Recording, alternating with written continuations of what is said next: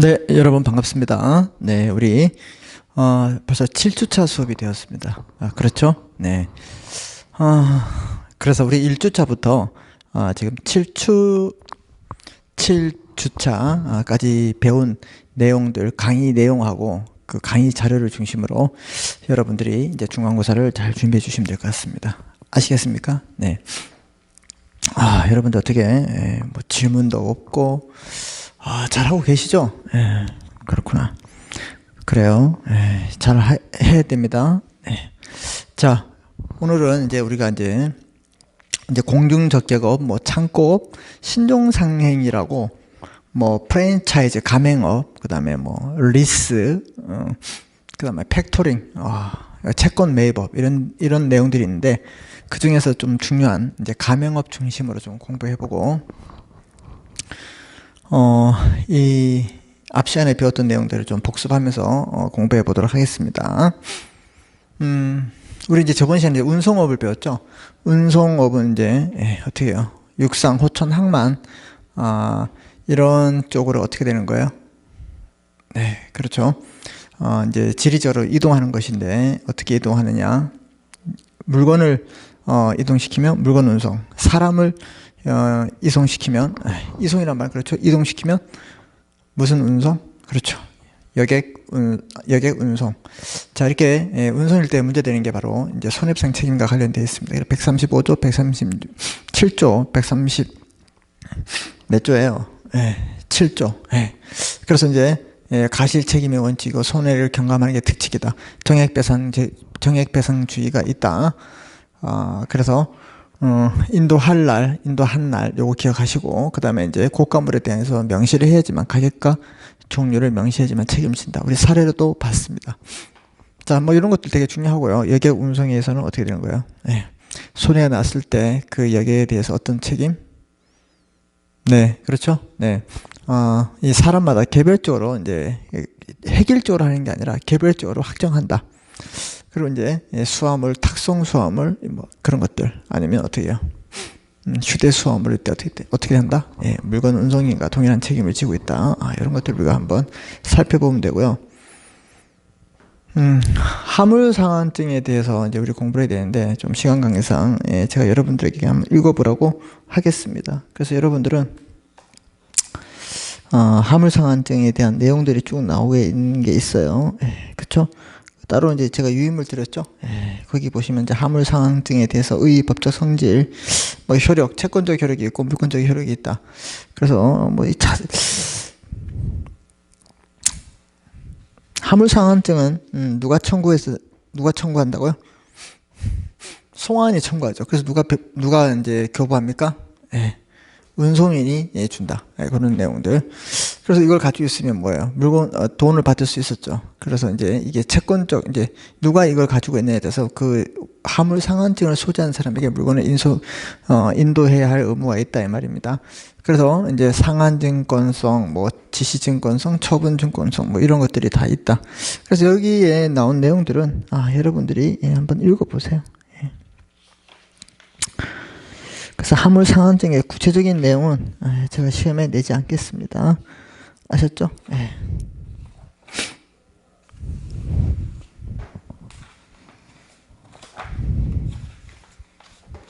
자, 그렇게 보시고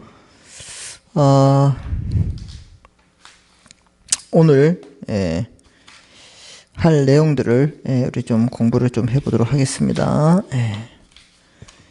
그래서 오늘 할 내용들은 먼저 공중적객업에 대해서 공부하겠습니다. 공중적객업. 자, 그래서 우리가 이제 공중적객업 이제 공부할 건데,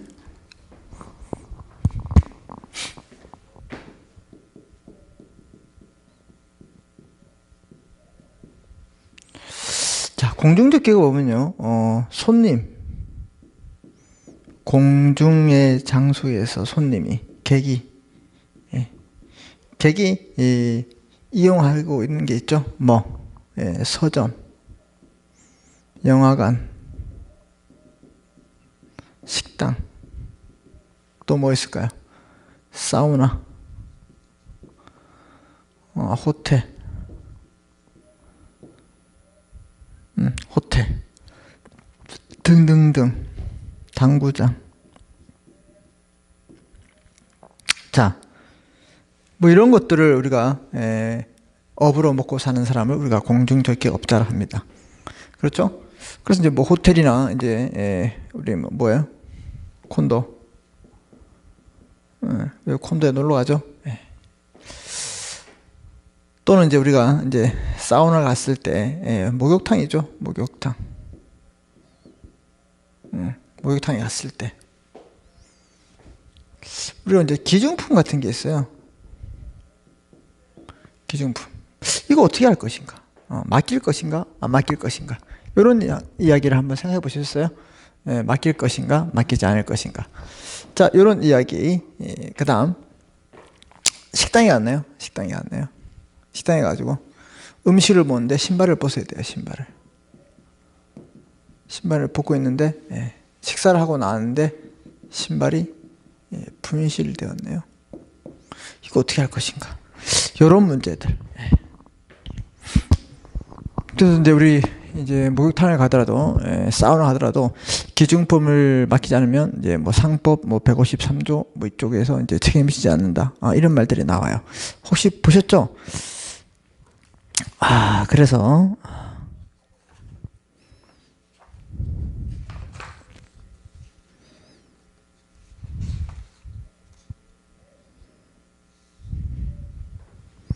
아, 153조는 바로 이제 국가물에 대한 책임이고 152조, 그다음에 154조 이런 데서 나오는데, 자, 여러분 이제 일단 우리 어디를 보시냐면 7페이지 이제 우리 그 강의 자료를 좀 보겠습니다. 자, 우리 이제 사례를 보면서 이제 이 구체적인 이야기들을 좀 해보도록 하겠습니다. 아셨죠? 자, 보시면 사례를 보세요. 최근 들어 매출이 늘어나고 사업이 안정된 A씨는 그럼 이제 뭐야 이제 우리 사례.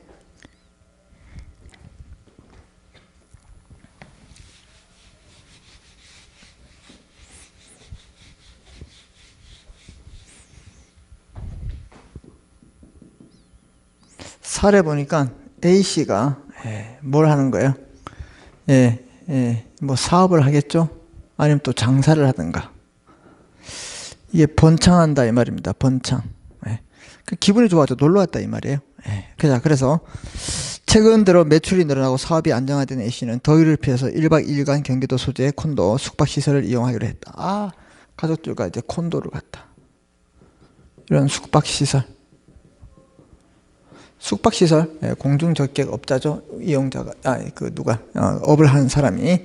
자, 그래서, 맡기지 않는 물건에 대해서 책임을 지지 않는다는 문구가 크게 게시되어 있었어요.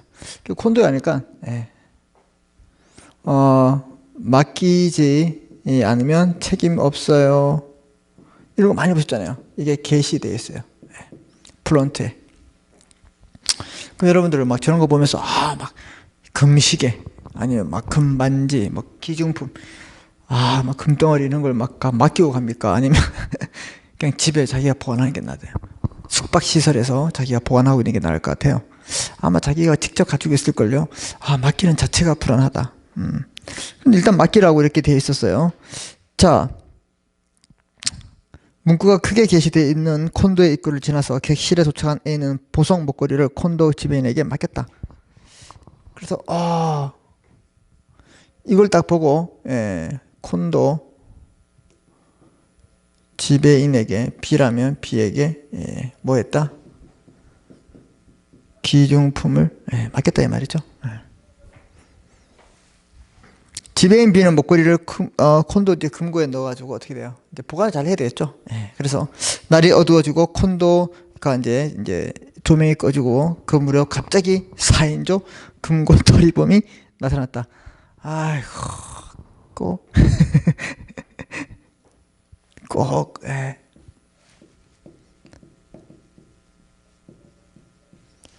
금고털이범이 나타났대요. 금고에 있는데. 어떤 상황인지 아시겠죠? 그래서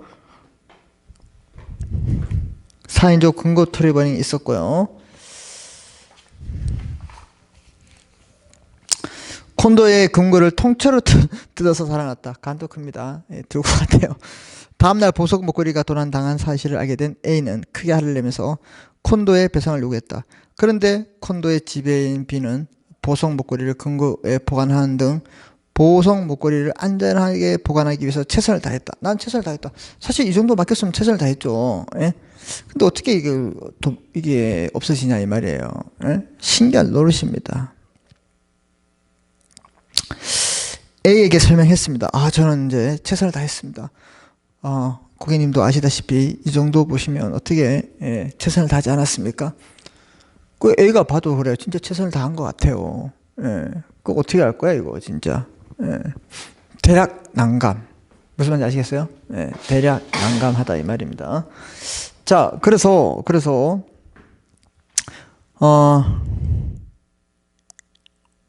지배인 B의 설명을 듣고서 지배인 B도 어쩔 수 없던 도난 사건이었음을 알게 된 A는 어떻게 해야 될까요? 이렇게 되어 있어요. 그래서 이제 논점을 보시면 고객으로부터 임치받은 물건에 대한 책임 또는 임치받지 않는 물건에 대한 책임, 이게 가장 중요한 논점입니다. 지금 우리 사례에서는 임치받았어요, 안 받았어요? 금고에 맡겼네. 그럼 임치를 했다 이 말입니다. 임치를 했을 때 요건, 그 다음에 임치하지 않았을 때 요건, 요게 포인트다. 우리 사례에서.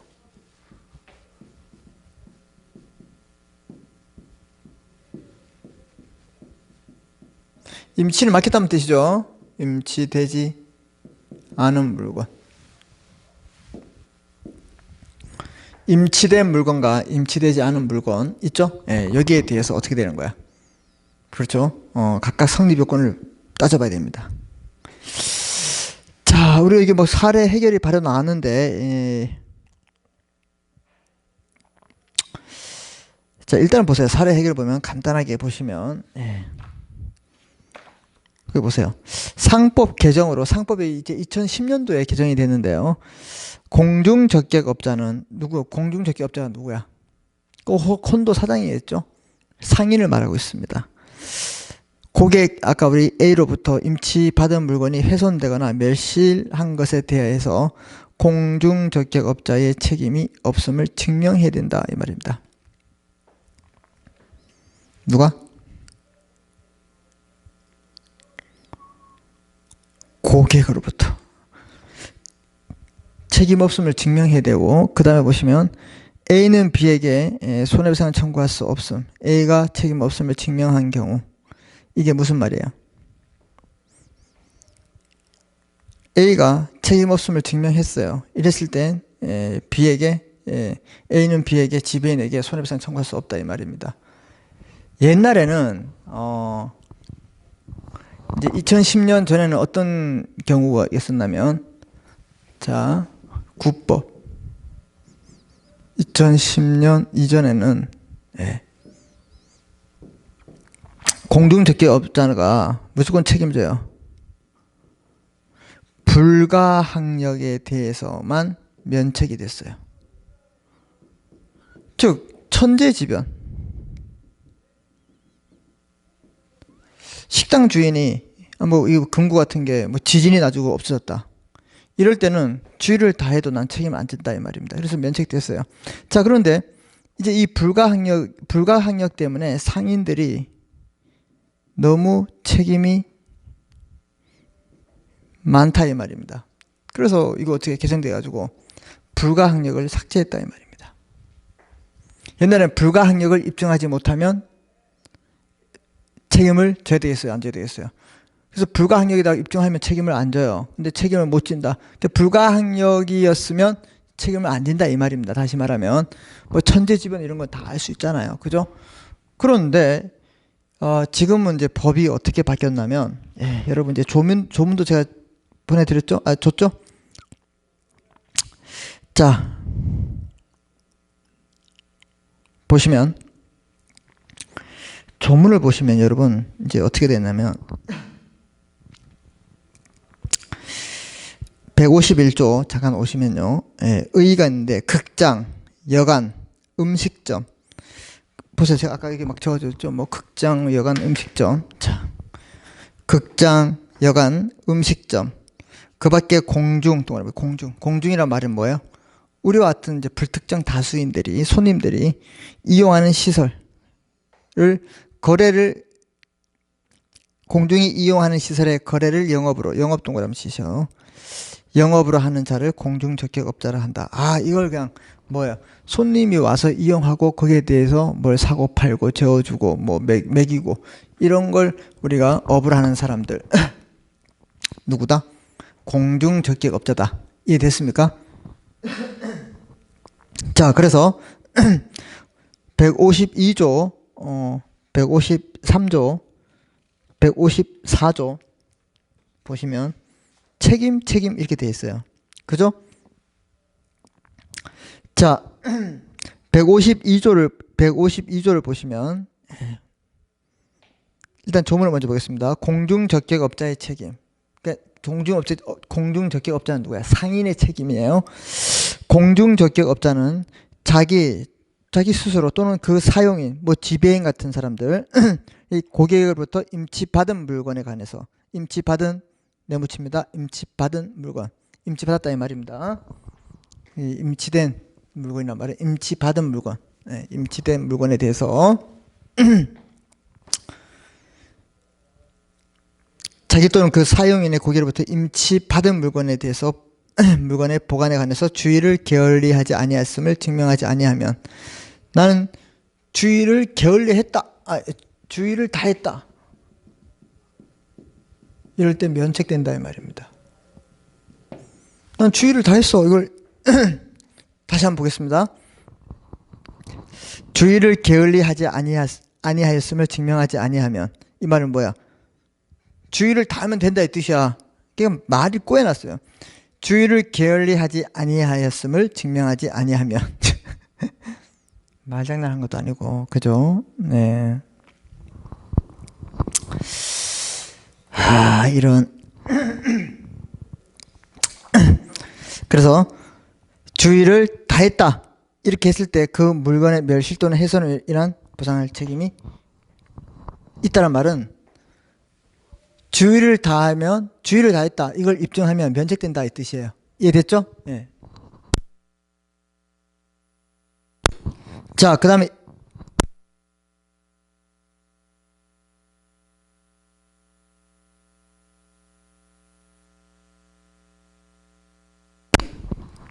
잠깐. 자, 그 다음에 2항을 보시면 공중적격업자 상인은 고객으로부터 임치받지 아니한 경우에도 시설 내 휴대한 물건이나 자기 또는 그 사용인의 가실로 인해서 멸실 훼손될 때는 배상 책임이 있다. 요 때는 뭐예요? 가실이 있을 때만 책임을 진다. 이런 거 기억합니다. 임치되지 않더라도 가실이 있으면 책임을 지는데 임치된 물건은 내가 주의를 다했다. 이걸 입증하면 면책된다. 이런 걸 여러분이 기억하시면 되겠습니다. 중요합니다. 지금 네, 중요하고 이런 것들 이제 제가 다 시험에 내죠. 자, 그 다음에 3항 고객의 휴대물에 대해서 책임 없음을 알린 경우에도 공중적격업자는 제1항과 2항의 책임을 면치 못한다. 이거 중요하죠. 네. 이게 우리 몇 조예요? 122조.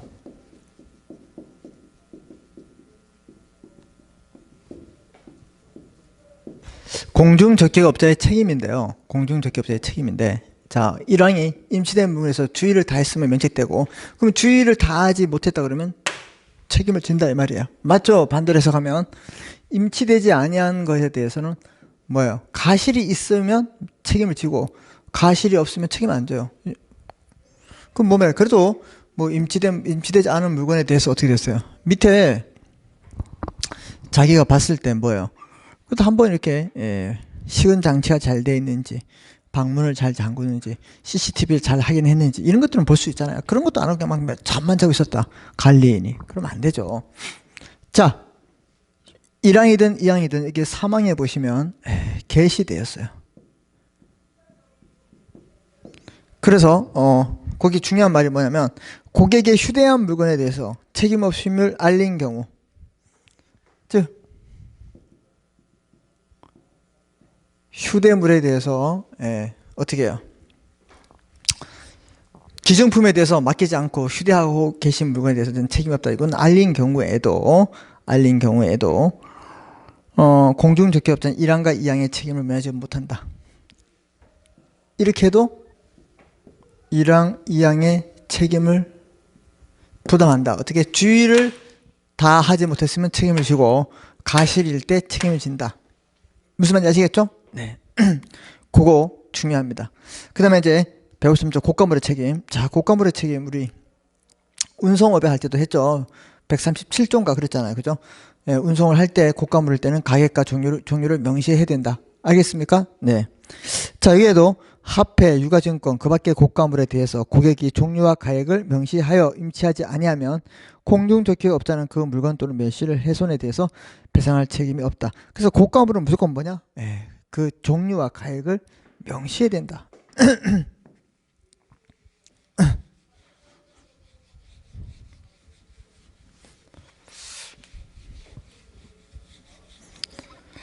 자,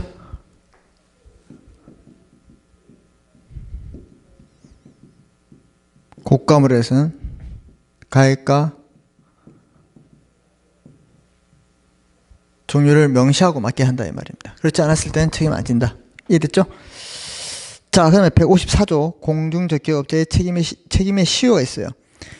이런 152조, 153조의 책임은 공중적격업자가 임치물을 반환하고 고객이 휴대물을 가져간 후, 자, 별표 칩니다. 6개월이 지나면 소멸시효됩니다. 자, 요런 거에 대한 공중적격업자의 소멸시효, 책임의 소멸시효는 언제까지 책임을 지냐? 6개월까지. 6개월이 경과하면 소멸한다. 6개월 진짜 중요합니다, 이거. 하나 더 배웠죠. 어디에서? 대리상에서 책임의 소멸시효도 6개월이다. 이 두 개. 예.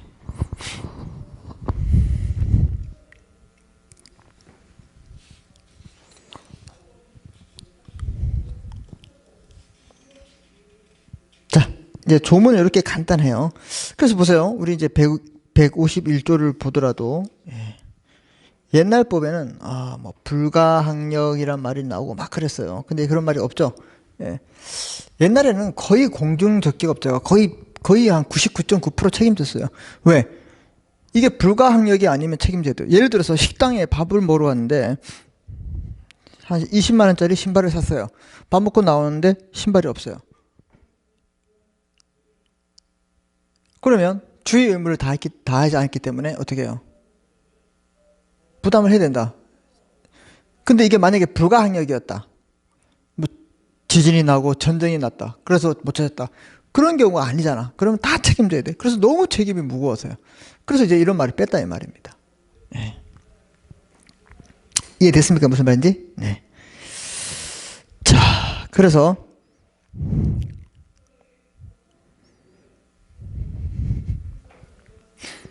다시 한번 보시면 거기 이제 박스의 사례를 보시면 상법 개정으로 2010년부터는 공중적격업자 상인은 고객으로부터 임치받은 물건이 훼손되거나 매실된 것에 대해서 공중적격업자의 책임이 없음을 증명해야 된다. 그러니까 증명해야 된다 말은 이거예요. 지금 임치된 물건에 대해서 주의를 다했다 이러면 된다. 그렇지? 여기에 뭐 이런 거 없다. 뭐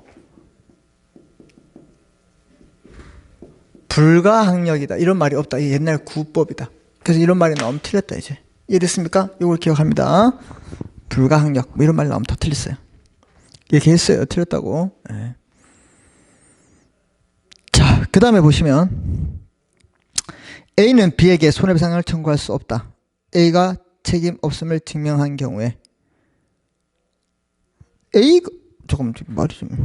A는 B에게 손해배상을 청구할 수 없다. 어떠한 경우에 A가 아니라 B입니다. 어우, 큰일 날 뻔. 그래서 그럼 아까도 잘못했네.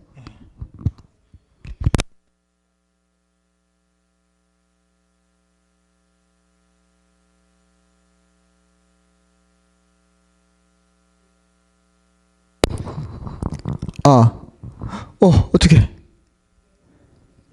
여러분, 목소리가 지금 안 들렸죠? 언제부터 안 들렸을까? 와, 큰일 났네.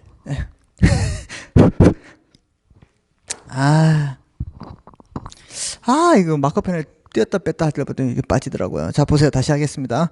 거기 사례 해결 보시면 1번 상법 개정으로 2010년 15일부터는 공중적기업자는 고객으로부터 임치받은 물건의 훼손, 멸실에 대해서 공중적기업자의 책임 없음을 증명해야 한다. 지금 뭐냐?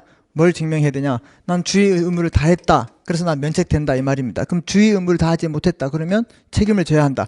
그리고 여기에 뭐 불가항력으로 인해서 이런 말이 나오면 다 틀렸다. 이제는 옛날 말이에요. 옛날에는 이제 불가항력일 때만 책임이 면제됐지만 불가항력이 아닐 때는 다 책임을 부담했어요. 너무 무거운 책임을 졌는데 이제 이게 사라졌다 이 말입니다. 알았죠? 그래서 이런 말 나오면 다 틀렸다. 그 다음에 두 번째 보세요. A는 B에게 손해배상 책임을 청구할 수 없다. 어떠한 경우에?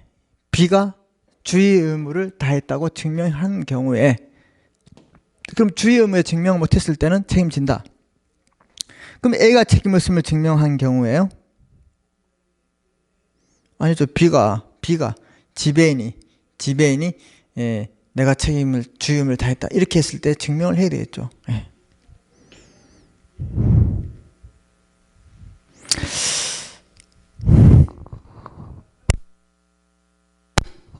자, 그 다음에 이제 8페이지 오시면 다시 1번 보세요. 공중적격업 여기 보시면 극장, 여관, 음식점 그 밖에 공중이 이용하는 시설에 의해서 거래를 영업을 하는 것을 말하고 있고요. 공중적격업자는 상인이죠. 당연 상인이겠죠. 공중이 이용하는 시설에 의해서 거래를 영업하는 자로서 영업에 제공되는 시설의 소유자만을 의미하는 것이 아니고 공중적격을 운영하는 상인도 된다 이 말입니다. 자, 책임 별표치입니다. 요건 보세요. 임치 받은 동그라미. 임치해야 돼요. 고객으로부터 임치해야 됩니다. 멸실 훼손이 돼야 돼요. 그래서 공중적격업자가 불가항력임을 증명 못하면 책임을 부담한다. 자, 요 말을 밑줄 쳐보세요. 불가항력임을 증명 못하면 책임을 부담한다. 요거는 책임지고 옆에다가 구법 2010년 이전에 시전이고 이제는 어떻게 된다? 이런 말이 틀렸다고요. 뭐 이제는 그냥 주의를 다했다면 면책되는 거예요. 불가항력이란 말은 틀렸다. 그래서 거기에 공중적격업자가 불가항력임을 증명 못하면 책임을 부담한다. 이거 옛날이에요. 옛날 구법 이야기다.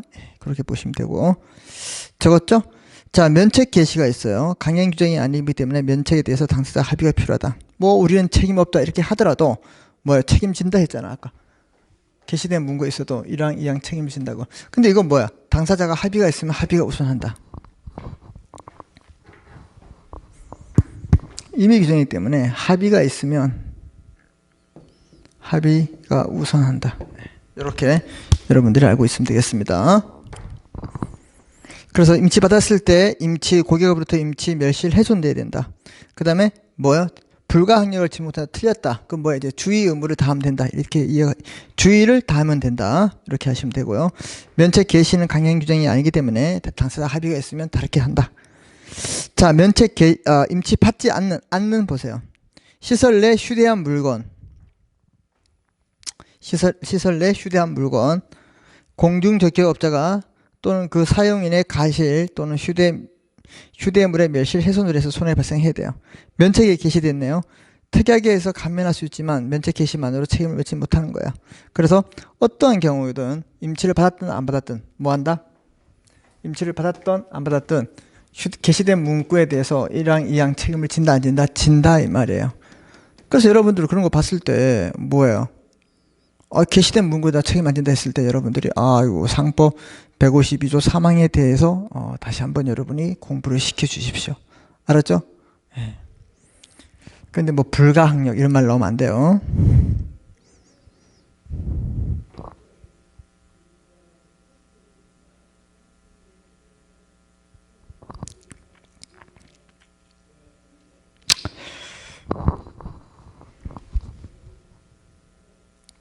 자, 그 다음에 고가물에 대한 책임 보시면 합해 요건 보세요. 유가증권 기타 고가물 고객이 그 종류 및 가격을 명시할 것. 고가물 임치 물건의 멸실 또는 훼손으로 손해배상한다. 이런 요건들이 필요해요. 그리고 단기 소멸시효가 몇 개월이냐? 6개월이라고 했죠. 예, 이거 기억합니다. 자, 그 다음에 불법 행위와의 관계에서 공중적격업자는 그 사용인의 고의 또는 가실의 고객이 임치한 물건이나 고객이 휴대한 물품이 멸실 훼손된 경우 공중적격자는 계약상 책임과 불법행위 책임이 부담된 지문이 되는데 이때는 판례는 청구권 경합이다. 그 계약 책임과 손해배상 책임을 둘 다 물을 수 있다. 이렇게 여러분이 정리하면 되겠습니다. 자, 그 다음에 좀 여러분이 좀 여기 공부할 내용들은 창고업이에요. 창고업. 자, 창고업 같은 경우에는 우리가 이제 이 조문으로만 좀 정리하겠습니다. 제가 창고업에 대해서 제가 이제 PDF 파일로 올린 게 있죠. 있는데 그거 뭐 여러분들이 한번 뭐 읽어봐도 되는데 조문으로 우리가 이제 정리를 하도록 하겠습니다. 아셨죠?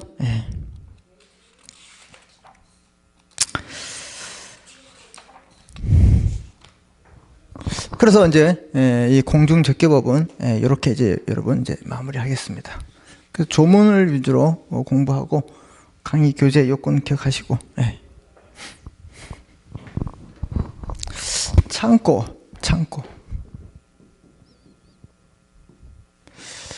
창고업은 여러분 이제 물류 창고가 있죠.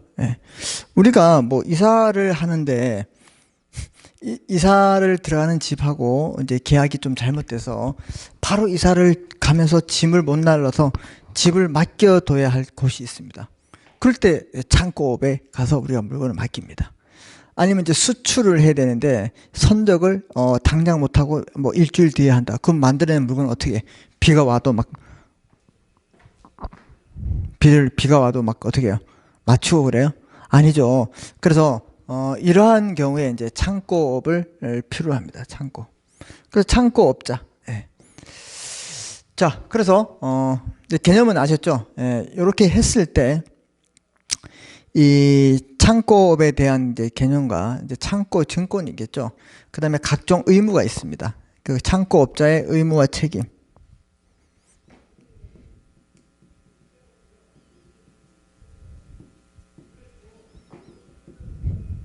의무와 책임. 뭐 창고 증권 뭐 이런 것들을 중심으로 한번 살펴보도록 하겠습니다. 아셨죠?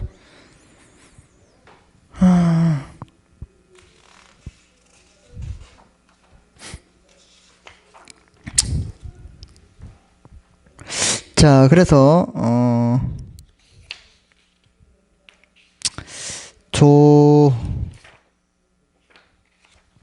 그래요. 여러분 또 시험도 준비해야 되기 때문에 조문을 보지 말고 그러면 조문은 좀 이따 보고 일단 여러분들 제가 이제 PDF로 올려드리는 자료가 있을 겁니다. 창고업이라고 187페이지가 있습니다. 자, 그래서 여러분 이제 자료가 많이 들어와 있는데 이렇게 제가 이제 그 자료를 필세어 했을 때 여러분이 다 출력해가지고 좀 번거롭지만 이렇게 찾아서 이제 수업을 들어주세요. 알았죠? 일단은 다 출력하시고. 자, 그래서 보시면 여러분 창고업 187페이지라고 있어요. 이제 교과서처럼 되는 것이 있죠. 그래서 창고업자의 의의 보세요. 창고업자라 하면 타인을 위해서 물건의 창고에 보관 환물 영업을 하는 자를 말하고 있다. 뭐 어려운 거 없죠?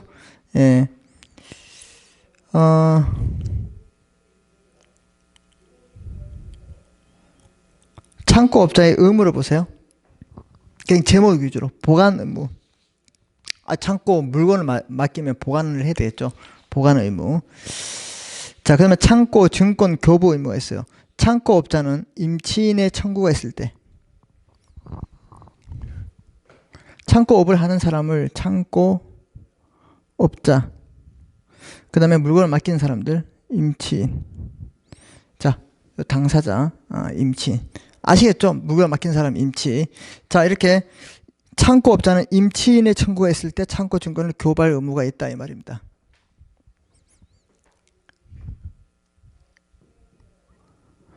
교부한다. 창고 증권을 교부한다.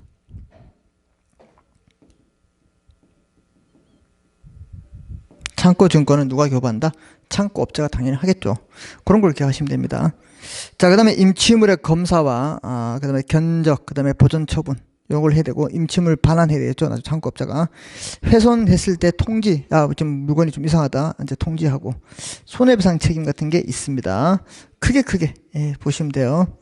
책임의, 소멸이 나오고, 창고업자의 권리를 보시면, 임치물의 인도 청구권, 뭘 맡기는지 나한테 주세요. 그 다음에 보관료 주세요. 그 다음에 유치권, 공탁, 경매, 뭐, 이런 것들이 있다. 예. 자, 그 다음에 이제 제목 위주로만 보십시오. 이게 제가 말씀드렸어요. 예, 교과서의 내용은 제목 위주로. 그 다음에 창고 증권 보세요. 예. 창고 증권이란 창고업자가 임치물을 수령하였음을 증명하고 임치물 반환 청구권, 채권을 표창하는 유가 증권이다. 창고 증권가, 자, 그래서 얘는 성질을 보세요. 그 다음에 3번의 성질을 보면 화물 상한 등과 동일한 효과가 있다. 그럼 뭐야? 요걸 줌으로써 다른 걸 바꿀 수 있다 이 말입니다. 발행은 누가 한다고요? 창고업자가 한다. 예. 양도도 할 수 있고. 자, 효력을 보세요. 193페이지에. 화물상한증과 같다. 우리 이제 운송업을 할 때 화물상한증 공부했죠? 그거 같다 이 말입니다.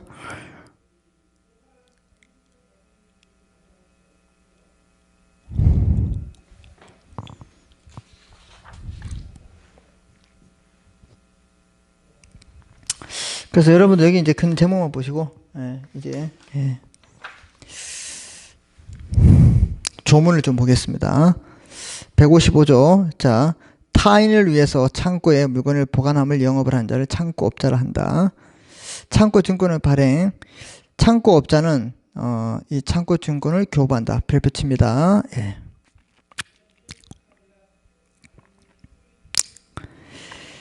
자, 그 다음에 160조. 창고업자는 자기 또는 사용인이 임치물의 보관에 관해서 주의를 해태하지 아니하였음을 증명하지 아니하면, 그 증명을 난 해태하지 않았다. 이걸 증명하지 못했다. 나는 해태하지 않았는데요. 이걸 증명해야 되는데 증명하지 못했다.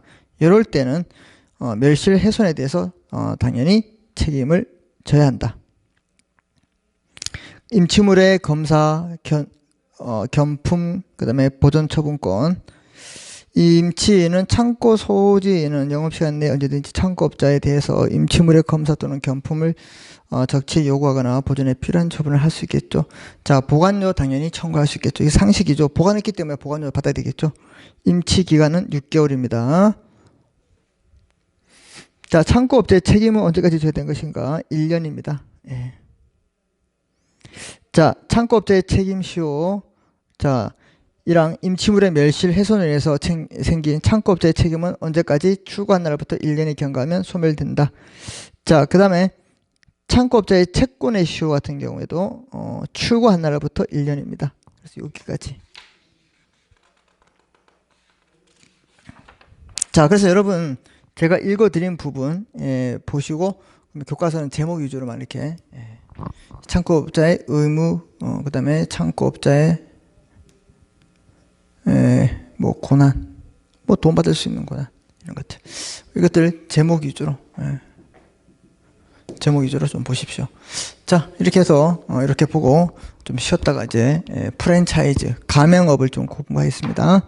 그래서 이 가맹업을 공부하고 이 가맹업에 대해서 이제 수업이 끝나면 좀 시간이 남으면 중간고사에 대한 팁을 좀 말씀드리겠습니다. 아셨죠? 네, 좀 쉬었다 할게요.